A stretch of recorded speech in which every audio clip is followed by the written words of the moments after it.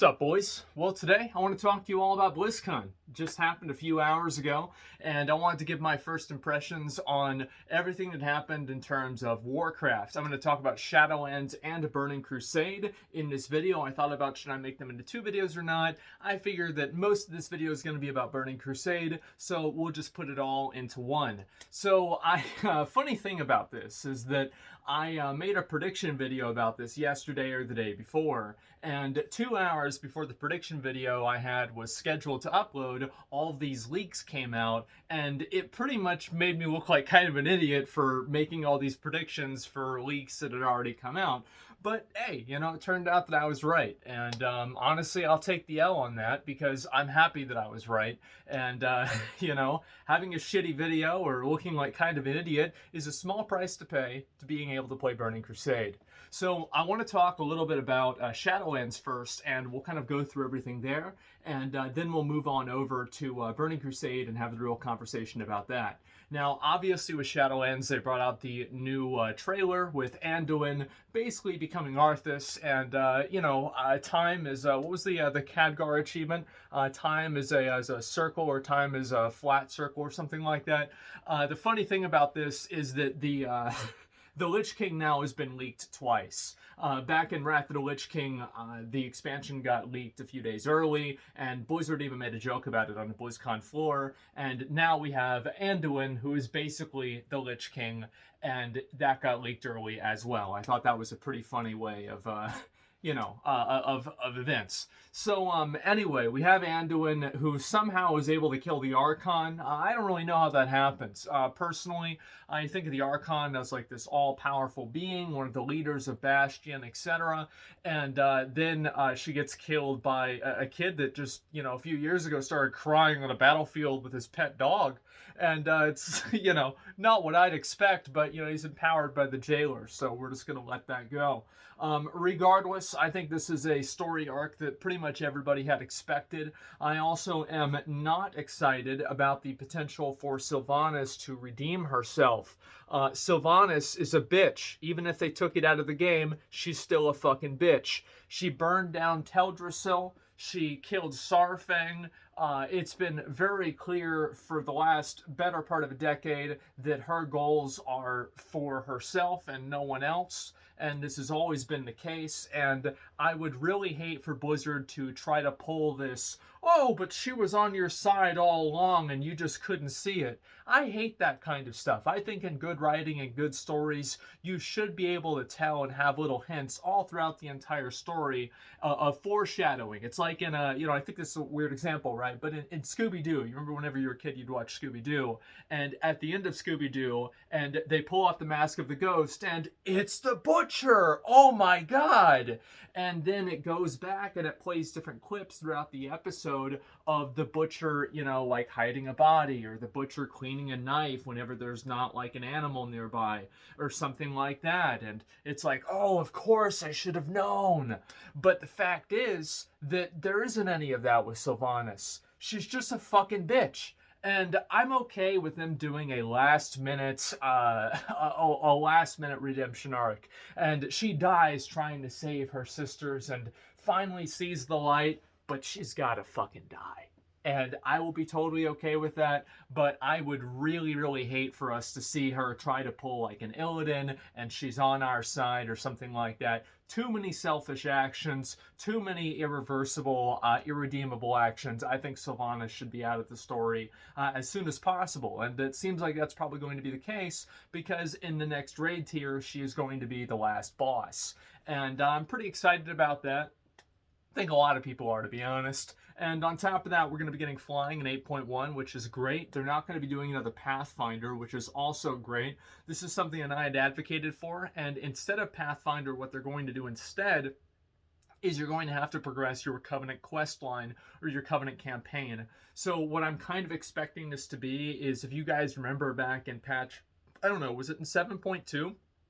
Whenever they introduced the class order halls in Legion, the mounts for them, and then you did the whole little mount quest line, and then you got the mount.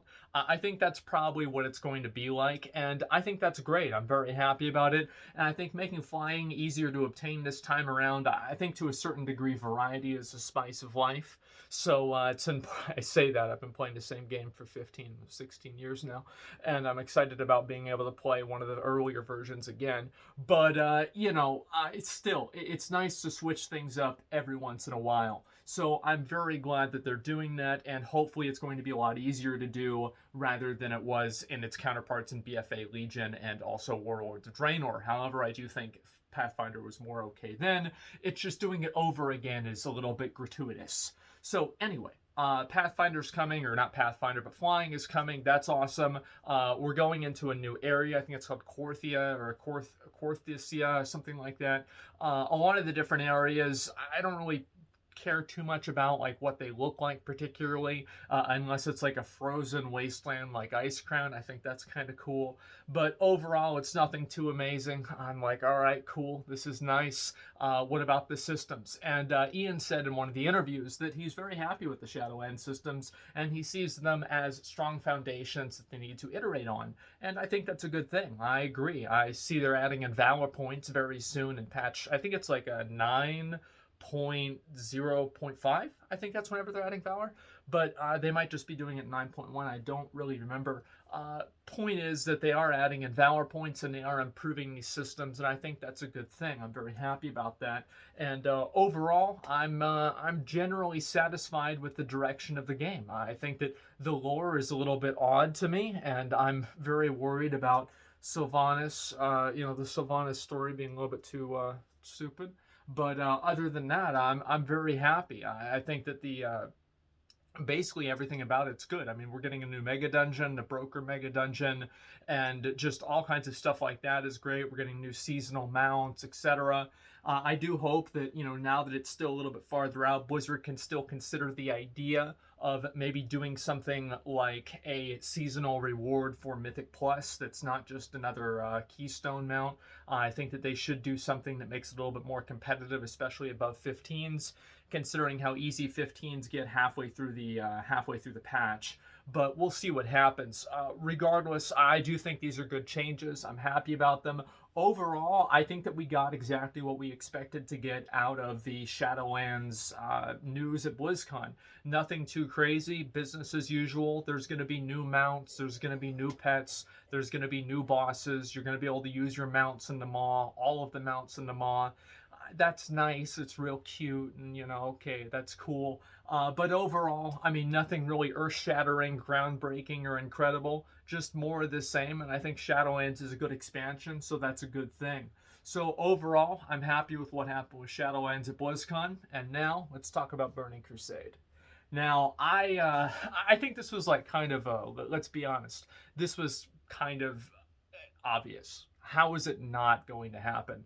And, my dad is calling me. Give me 1 second. I'm going to have to call him back in just a minute. Anyway,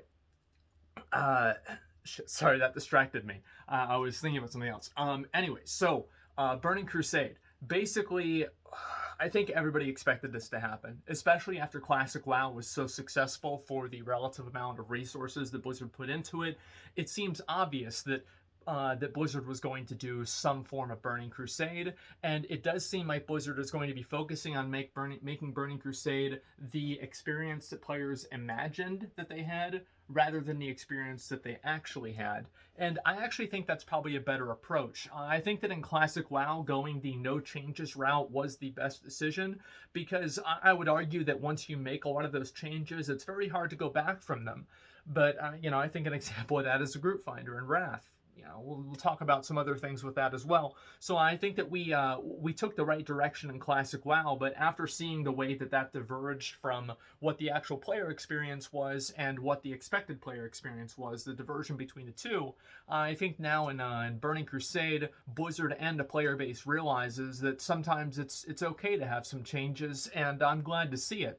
So it doesn't mean that I want to have a cash shop in the game, by the way, but a lot of the decisions and changes Blizzard's looking at making in Burning Crusade are good things, and so let's talk about those. Number one, before I do that, I want to just knock out a few things. There's no release date. There is a beta soon, and it said on the little press release thing that it's coming out in 2021, which, I mean, it's probably going to be out, I'd say probably in the middle of the year, maybe August or something like that. Regardless, I am very happy about that, and I think that we'll see it quite soon, especially the beta. So we'll talk about some of the changes. Number one change they're making is they are allowing you to buy a boost, and this is like one of the main and most contentious things that people are talking about, is they are allowing you to, you don't really buy the boost, but you get a one-time boost on your character or on your account whenever you decide to go into the Burning Crusade realms. So what that means is that if you want to, you get a choice. And the choice is you can either move your character, because the classic servers that we're playing on right now, like you're playing on Herod, you're playing on Faralina, you're playing on Whitemane, or one of those other servers that has like 16 people on it. You're playing on one of these servers. This server will progress into Burning Crusade. However, players do have the option to take their characters and move them over. And I'm not saying copy, I'll talk about that in a minute. Move them over to a classic only server that is a crystallized version of what I'm assuming to be Phase 6. So I think this is exactly what I was okay with. I mean, moving everybody, there are like two questions, right? Do you move everybody from Classic to TBC, or do you progress it normally to TBC and let people move from the progression servers over to Classic? I kind of wanted the other way around, but honestly, it's not really that big of a deal regardless, because you are presented with the choice whenever you log in during the pre-patch which direction you want to go in. So you're able to move your character over, and you can also pay to copy your character over. So what that means is that you keep your character on the Classic WoW Burning Crusade pre-patch server that's going to go into Burning Crusade, the progression server, but you also create a carbon copy of that character that goes over to the classic servers, and that will cost money. I think this is, obviously, like, it's very hard to ever defend a multi-billion-dollar company charging money for anything, but I think that it's just a realistic thing, because it's just more server space, and so they don't want everybody to copy every single character, so they're adding some money to it. That way there's some sort of a deterrent for people to do that, so it just costs them less money to hold up server space. I think that's really just as simple as it is. There's not some grand philosophy behind this. It's just that they want to save server space. So if you want the extra server space, you're going to have to pay for it. Not a huge fan of it, but also not surprised. Blizzard is a for-profit company after all. I think that overall, with all the changes that Blizzard has made, this is a concession that I'm more than willing to make. I think most people are, especially considering it probably won't be that much money. Anyway, so on top of that, we're talking about Seal of Blood. And actually, you know what? Let's not even talk about that. Both, I'll say it right now. Paladins are getting both seals at level 70. Horde Paladins are getting Seal of a Martyr, and Alliance Paladins are getting Seal of Blood. But let's talk a little bit more about the boost and how the progression and how the transition is going to happen. So we are going to go into the pre-patch of Burning Crusade, and then Burning Crusade is going to release. Now, during the pre-patch, you are actually going to be able to level up the Draenei Paladins and Draenei Shamans and Paladins, I guess, if you want to.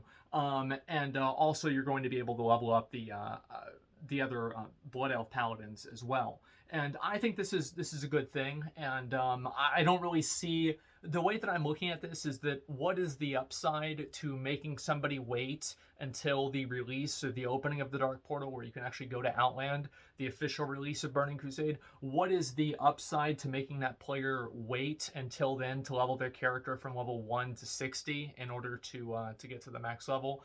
I don't really see the upside to that. So I think that's a completely good and positive thing that you're able to level the Alliance Shamans and Horde Paladins early, because I think it just allows you to not have to feel like you're super far behind everybody whenever the game actually comes out. And overall, I just think that it's a good decision. especially with how PvP servers will probably be.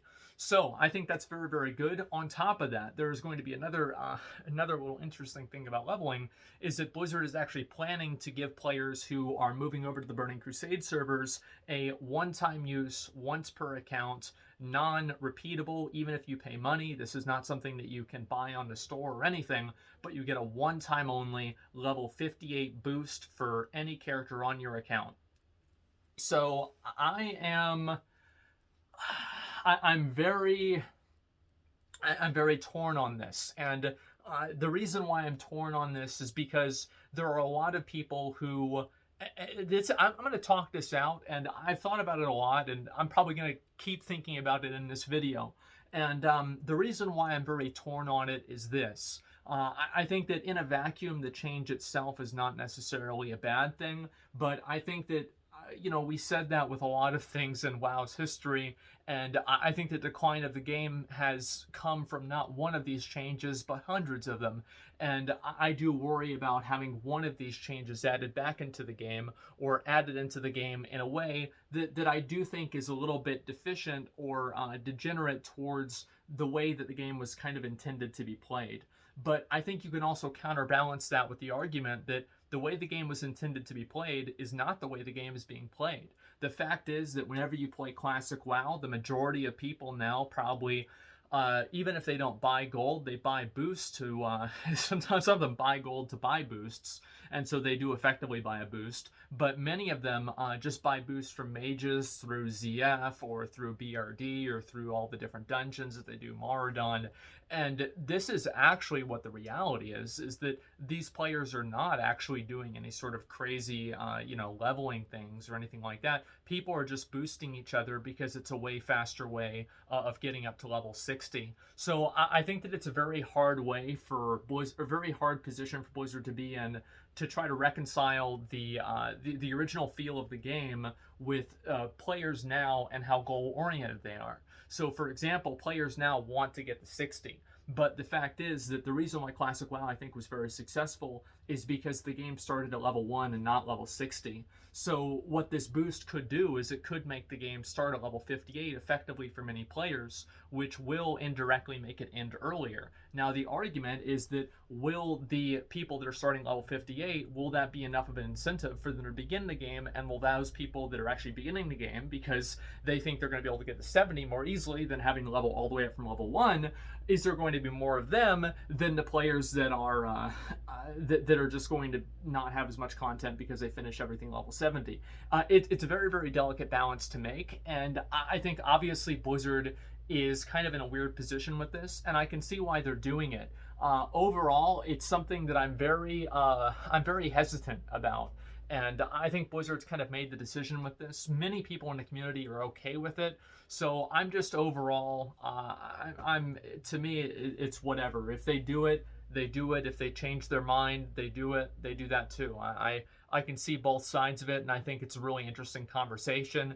And I'm curious to see how it's going to develop. But to be honest with you all, I don't really have a strong opinion either way, because I just feel like there are so many compelling arguments on both sides. So anyway, another one of the changes is the Paladin seals. Now, for anybody that played on any Burning Crusade Classic servers, or private servers, you'd know that Horde is massively overrepresented on these private servers because of Seal of Blood. Now, Seal of Blood is a Paladin seal that was only available to Horde Paladins, and what Seal of Blood did is it just did a fuckload more damage. Like, that's really all there is to it. They literally said in the blue post that they were just, Horde Paladins were just better.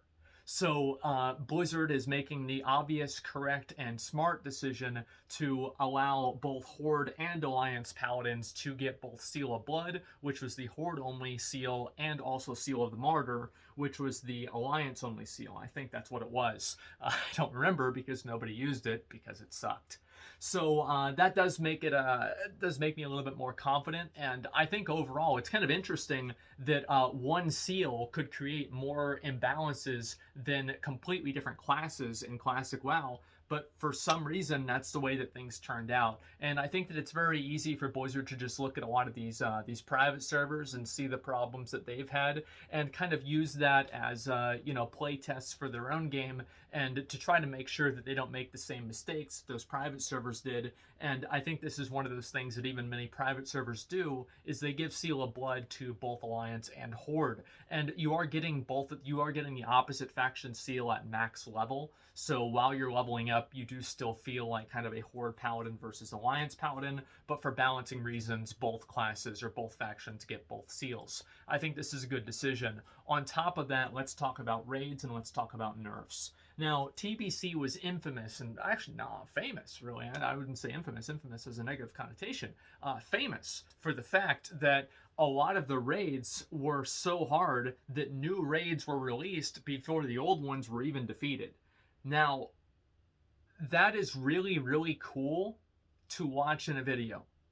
But the reality is that you know that all of these really high-end guilds are going to clear these raids extremely early. Player competency, player skill, player resources, player machinery. You have better FPS. You can interrupt better. Player add-ons. Players are just simply better mechanically in every single way. The knowledge that players have is astronomically higher than what it was in 2007. And the fact is that if Blizzard released the content that was in Burning Crusade in the same way that they released it in 2007, the game would be dead in probably 2 weeks, more realistically about a month in terms of the raid content, and then people would perceive it as being over. So Blizzard made the smart decision to tier out all of the different raids and basically what's going to be available. So you're going to have the tier 4 raids, they're going to be in one tier, tier 5, tier 6, and I'm assuming there's going to be tier 4, or sorry, I guess like phase 4. Yeah, it'd be phases like in Classic WoW. I think there's going to be 4 phases, and so you're going to see, yeah, phase 1 is tier 4, phase 2 is going to be tier 5, phase 3 is going to be tier 6, and phase 4 I'm assuming is going to be Sunwell, which is kind of tier 6.5. So that's pretty much what I'm expecting, and I think that's kind of what they said as well. I could be a little bit wrong with the numbers, but that's pretty much it. I think this is the obvious smart decision. Now, this is this does diverge from what the original experience was for players back in the day, but I think realistically it doesn't. This is going to be, again, this is going to be the way players, this will emulate more accurately the way players experienced Burning Crusade versus what was actually available in the game, because only a small amount of people actually had experience of doing tier 5 content that early in the game. So on top of that, the bosses, there's a big concern with Classic WoW, and I think we've talked about this many times on, throughout my streams and everything. There's a big concern in Classic WoW that the raids are too easy, especially with world buffs. And because of that, Blizzard realizes that, and I think that's one of the reasons why they, people actually think that they made Naxx harder than it originally was in at level 60. I don't know if that's true or not. This was a long time since I did Naxx at 60. I actually technically did it at 70, but I remember back then it was pretty hard too. But regardless, I don't really remember. The point is that Naxx was very, very hard at level 60, and even in Classic WoW, it's very difficult, especially comparatively to like AQ40 or BWL, especially because of the debuff slots. There is a huge increase in difficulty between like AQ40 and Naxx. And I think that Blizzard wants to have players have that experience of going into those raids and actually struggling with them. And that's going to be their goal. And Moth, I got him. So anyway, they're going to be able to have that experience with Burning Crusade. And the way they're going to do that is they're going to be releasing almost all of the bosses in their pre-nerfed state. Now, it's pretty exciting. Pretty fucking exciting. Now, there are going to be a few cases of things that are not going to be released in their pre-nerf state. So there are sometimes, like, here's an example, right? A boss's difficulty should not be tied to RNG, as little as possible at least. So the idea should be that the boss does relatively the same things, but your raid has to deal with them in a slightly different way every single time. But there are some things, like I'll give you an example, is Lady Vash's mind control in Serpent Shrine Caverns. Now, many of you guys didn't know this. I never experienced this because my guild was fucking garbage back then, and we didn't kill it until tier 6. But Lady Vosh in Serpentine Caverns, tier 5, had an ability in phase 3, I believe. It could have been the whole fight. I remember it was in phase 3 for sure, where players actually got mind controlled during the fight. And this sounds really cool, like, oh damn, that makes it way harder. Yeah. And guess how much more difficult it is whenever your Fury Warrior gets MC'd versus your fucking tank.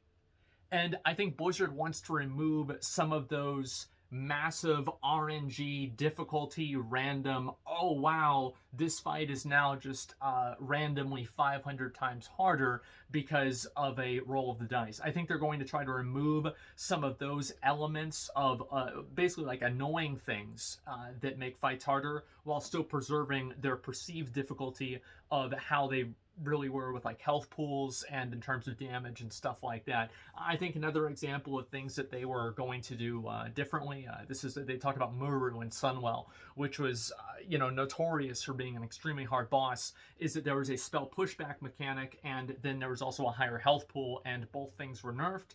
And in classic TBC, the spell pushback will be removed from the game because it's just shitty to play with, and the the higher health pool will remain. So I think making the fights better and making them in their best state possible is definitely a good thing. And I'm very happy to see Blizzard doing that.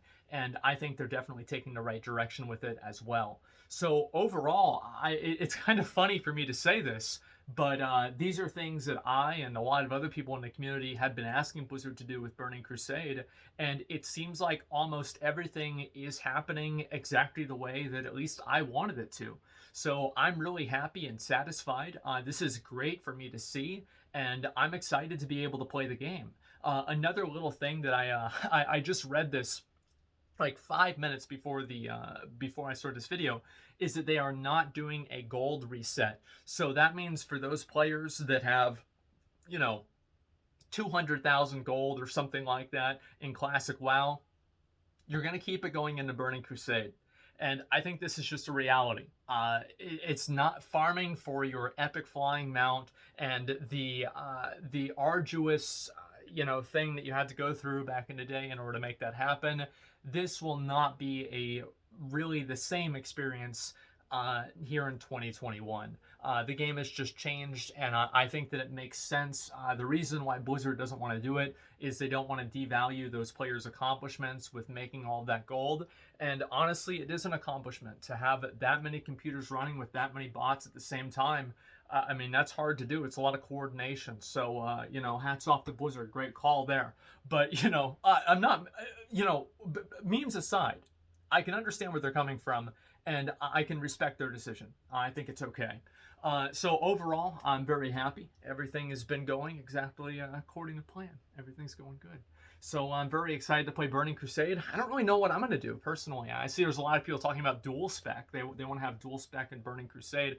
I'd actually be really curious in the comments to hear what you guys think about dual spec, if you'd like to see dual spec in Burning Crusade, or if you feel like that would be too much of a departure from what the experience really was back in the day, and what the true Burning Crusade classic experience is. I'm curious. I'm still kind of on the fence about that. As somebody who, I know Fury Warriors aren't really that great in BC, am I going to have to play the slam spec? Am I going to have to tank? I don't really know. I kind of don't want to be a middle-of-the-road DPS class that just kind of sits there and does nothing. So I'd like to try to do something a little bit cooler than that, and having to respec every week for like to go tank, then go back to PvP spec, etc., is going to be annoying. And I'm a streamer, right? So you guys know, I'm gonna beg for gold, right? There's no fucking way I'm gonna farm that shit out myself. And so there's no way like somebody who's not like a streamer or doesn't have like a huge amount of time is going to enjoy that. And of course there is going to be market inflation. Of course there is going to be dailies. Of course these things are going to happen. But overall, the 50 gold respec is still a lot in Burning Crusade. So is it time for dual spec or not? I'd actually like to hear your opinions in the comments. I'm not really sure. But overall, I'll sit that one out. And I don't really care too much. I can see, again, it's kind of like with the boosting thing. I can see both sides of it, and I think it's a decision that Blizzard really can make. And overall, I think that they've made a lot of really good decisions with Burning Crusade already, so I'll trust their judgment. Regardless, I'm very excited. I am. I think I've said that a few times in this video already, but I'll say it again. I think this has been a good BlizzCon. I think we've gotten pretty much everything that we've wanted to see. Pretty much like 8.1, everything is going exactly according to plan. So that's pretty much all I've got. I might make a video about Diablo 4 in the future and talk about that as well. But overall, it's looking like we've got Burning Crusade coming out exactly the way that a lot of people in the community had asked for it to be released. We're seeing changes happen in intelligent ways. And then also on top of that, Shadowlands is continuing its journey of being one of the better expansions so far. And I think they're just making it even better. So let's hope that continues. And we'll watch the rest of BlizzCon tomorrow and go from there. So thanks a lot for watching, guys. Really appreciate it. Let me know what you thought about the video and also of the BlizzCon and the announcements in the comments. And I'll talk to you later. Peace.